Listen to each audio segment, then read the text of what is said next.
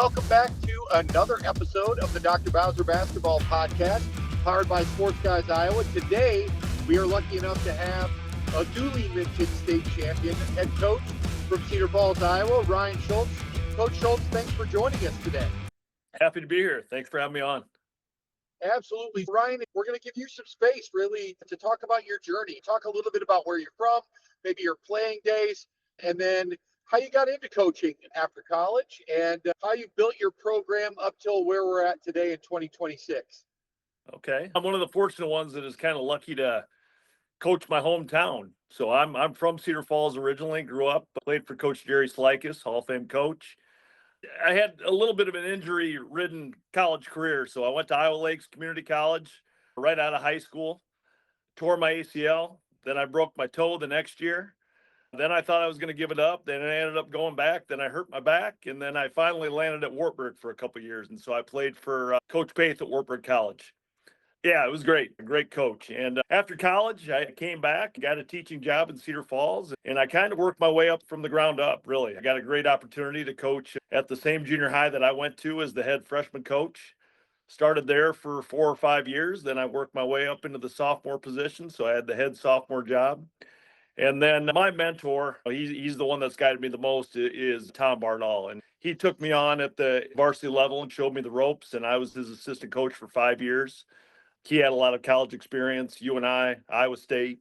Just a great coach, won a title at Waverly Shell Rock, and then before guiding us to 2 state tournaments here as well. So really give him a lot of credit for getting me started and giving me a chance. After he got done with his reign here, after 5 years, I was fortunate enough to take over, and 13 years later, here I am. Well, Coach, so you mentioned guys like Bardall and Jerry Slikas. I mean, you've actually played for and then worked for some Iowa high school basketball legends.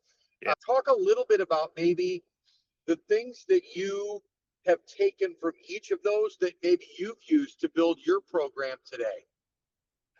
Well, I think starting with Coach Slikas, I think it's just he got it all started here in Cedar Falls. He was here for 35-ish years. Started off, I believe, in Fort Madison, had a couple state tournament bursts right out of the gate in the 70s, came here and then took Cedar Falls to a couple right away and just had a great history here and obviously a Hall of Fame career. Everything growing up was Tiger basketball. I wanted to be a Tiger. I had that same dream that a lot of kids around here have now, and looking up to all the players and coaches that came before. And then in my adult life, after I got back, it was Tom. It was Coach Bardall, and learned so much from him. Just he brought a college level attitude as well as X's and O's to the high school game. And I just started to see the game differently, and I owe a lot to him. That's really great. I grew up in Waterloo. My uncle, Burge Erickson, was the coach at Waterloo Columbus, and so competed against Coach Slikas, right? So I remember as a child going to Columbus Cedar Falls games and just the intensity of those matchups. And so I feel lucky being able to kind of grow up in that environment as well. So you've had the reins of Cedar Falls High School now for 13 years. We talked to coaches too about how maybe the program and the culture of the program embody the attitude and the character of the head coach. And so I assume that is pretty true for you too. And so if you were going to give a few words about the things that embody the Cedar Falls Tiger program right now as far as culture goes, maybe what words would you share about yourself and the program? I don't know if it's indicative of myself or not, but Coach Jacobson up at UNI, when I first got the job, I was fortunate enough to know those guys and get to know them. And as I was asking him what to do to get started, he talked about branding your program. And so the 3 words that I thought about at the time that we really wanted to emulate were toughness, teamwork, and accountability. So those 3 words became kind of the backbone of what this started out at 13 years ago that I wanted our program to be known for, that I thought that we needed within our program to kind of have as our foundation. From there, I think there's gratitude, I think, is another thing that we've really brought to our program over the last few years, just being very grateful for the positions that we've been in. And I think beyond that, it's resilience. We talk about that a lot within our program as well. And I think you saw that a little bit down the stretch of the state tournament. So I hope those are kind of some words that people think of when they think of Cedar Falls basketball. Absolutely. And so let's transition right to the 25-26 season. I think that you would have to use all of those characteristics to have an undefeated season. I don't think that the average fan really understands, regardless of talent, regardless of who you play, about how challenging it is to go through an entire season unblemished. And so maybe talk about how you guys navigated the 25-26 season. It is a marathon. You start way back in October, you start games in November, and all the way through March, you went unblemished. So maybe talk a little bit about the season first and how you were able to use some of those, the toughness and accountability and resilience through this undefeated season. Well, I think it is a marathon. It goes back to we take a lot of pride in developing that culture, and we have very extensive team meetings early on, even before the season starts. And we continue as a part of our practice schedule, we build in culture time, and we do it every Wednesday. And we get together as a team and we talk about those different things that are not always basketball related. I think the biggest thing still comes back to, and it's very cliche these days, but it's process.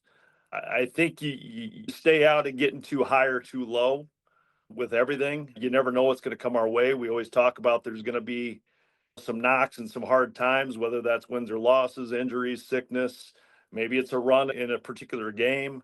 Maybe it's things that are going on or off the court. You just never know when that stuff's going to come by. So we talk about those things and try to get out ahead of some of those things with how we're going to handle those situations. I think what makes an undefeated season, it still comes back to the kids. I mean, you got to build a culture, but having special kids, there's no replacement for that.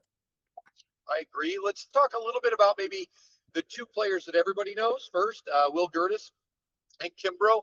And then maybe talk a little bit about some of your glue guys, right? Some of the guys that maybe don't get mentioned on the KWWL news, or they don't get mentioned in this Waterloo Cedar Falls Courier.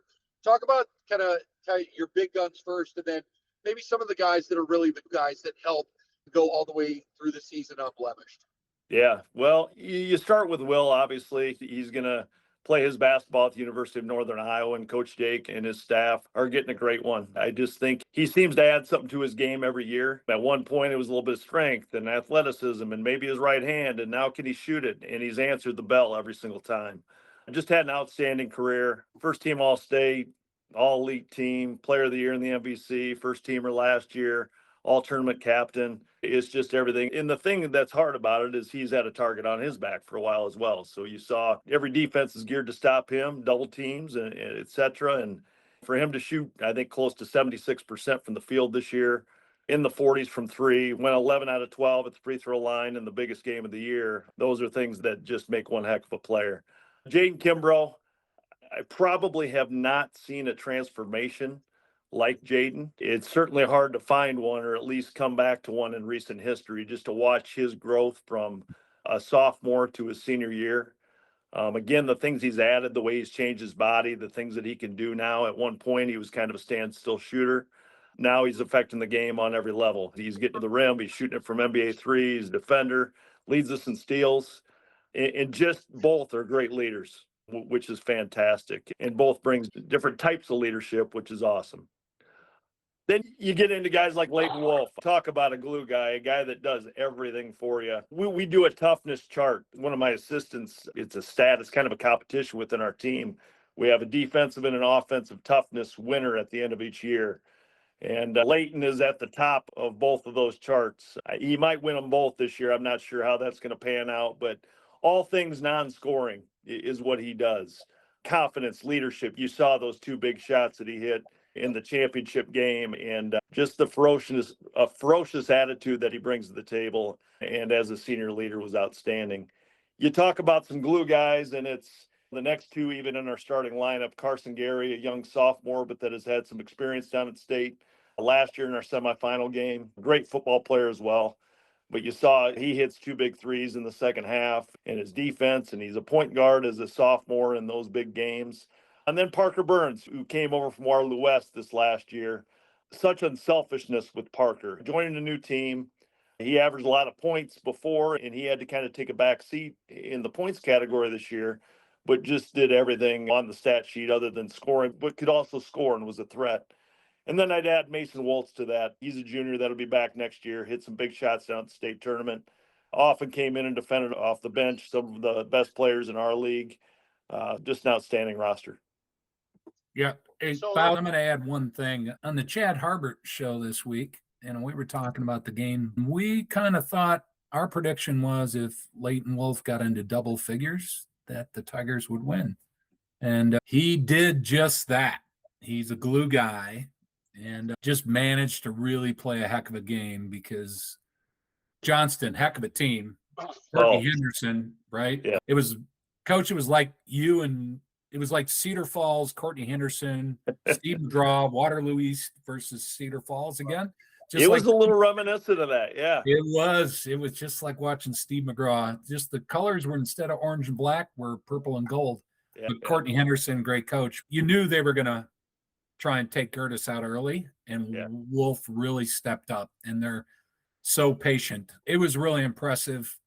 We kind of figured he would be the wild card guy. And then once he got going, the whole team opened up, and really had a heck of a second half. Yeah, you're right on. We knew that the double teams and things like that were coming to Gertis, and we thought maybe Kimbrough would be able to get some open looks, but they had the quickness to kind of mirror him around the floor too. But we needed that other guy to step up, and you guys are right on. For him to step up, though, on that stage, very capable scoring, just doesn't always get asked to do that. But those 2 threes are just unbelievable. Just what he did at the biggest time, those are 2 of the bigger shots in our history. Yeah. Well, congratulations on the year, Coach. It was a heck of a game early on when Tino and Cavill were going off. You stayed the course. You were down by a good maybe 17 at one point. That's what I heard. Yeah. It was kind of a blur at that point. There were so many shots going in. I felt like I was dodging bullets the whole time. You're just sitting there thinking about how to stop the bleeding, and you take a timeout. We try to switch defenses, and they knock another one down, and it's just kind of one of those things. Let's get this to halftime and try to right the ship.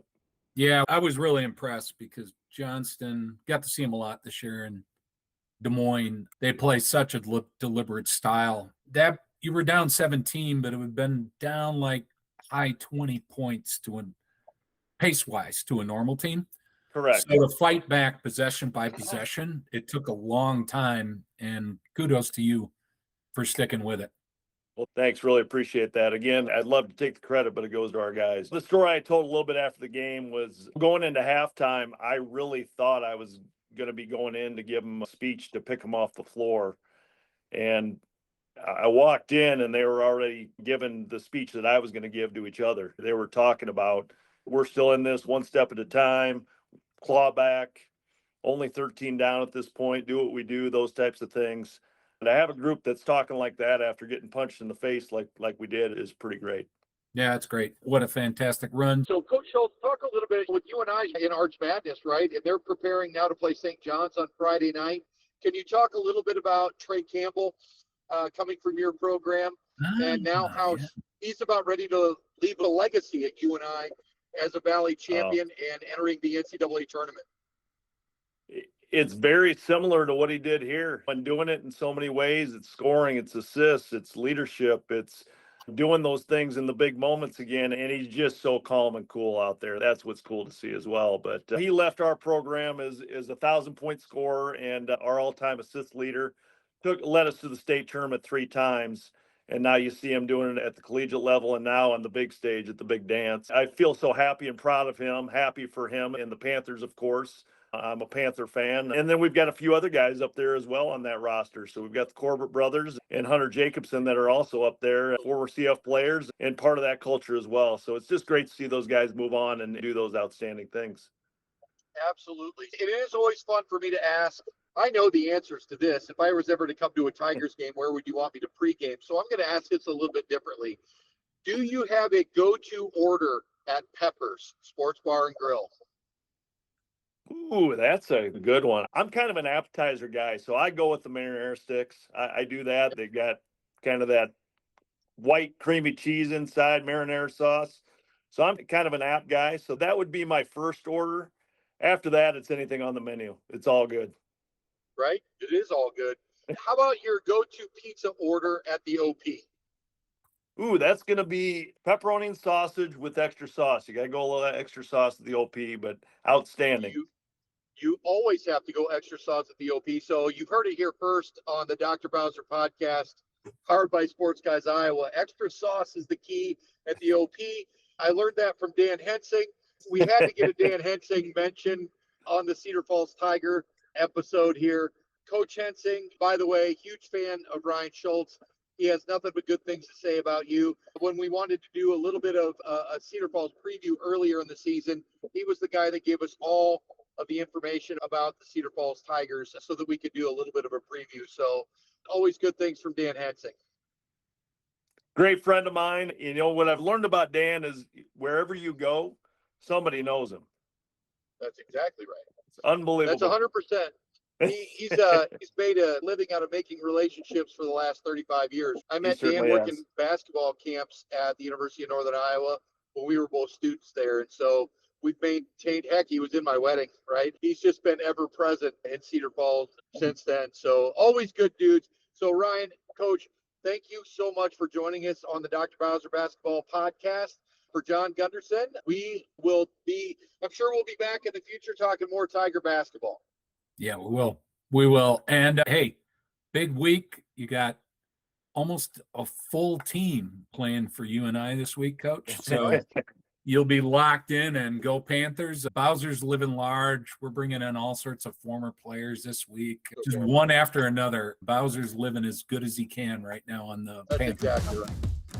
That's awesome. I can't wait. We appreciate you, Coach. Thank you so much. Thank you, Coach. Guys. Appreciate you having me on. You bet.